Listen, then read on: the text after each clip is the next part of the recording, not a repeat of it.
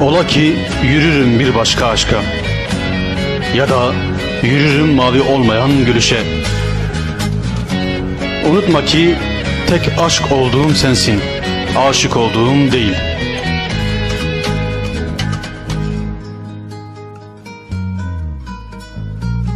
Bir da yangını içerim,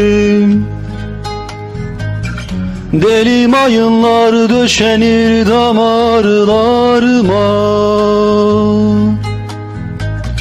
Kınsız bir öfke düşer de yoluma, beni benden aşırır.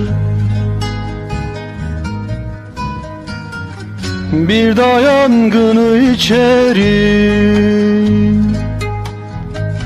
deli mayınlar döşenir damarlarıma. Kınsız bir öfke düşer de yoluma, beni benden aşırır. Kınsız bir öfke düşer de yoluma, beni benden aşırır.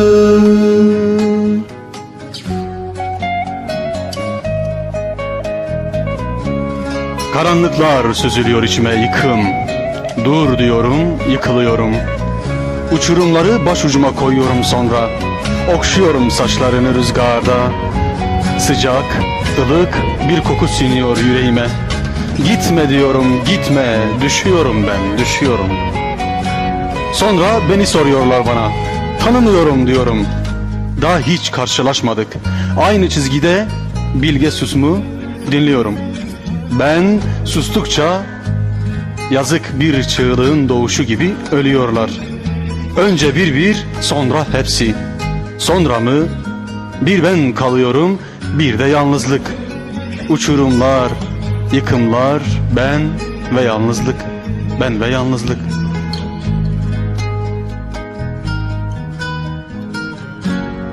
Zorlu bir savaşın unutulmuş cesetleri gibi yatıyoruz yan yana. Öpüşüyoruz, sevişiyoruz. Hatta her şey oyunun yasaklarına uygun. Bir yasak oluyor sonra. Tek umudumuzu göğe gelin ediyoruz işte.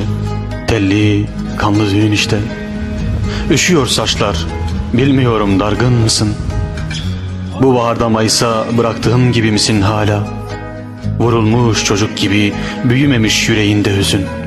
Hala kaçırıyor musun gözlerini, bırakarak birilerinde? Hala ellerinden tutup sevgileri dipsiz kuyuya salıyor musun ağlayarak? Küçücük bir dokunuşla. Son sevilen olabiliyor musun? Kendin kadar aklındasın. Hala öyle savruk bir gök, hala öyle yerini yurdunu bulamamış bir mavi ve aşkını şaşırmış bir tanrı. Çoğalan sızıyla mutlu bir yara, mutlu bir yara.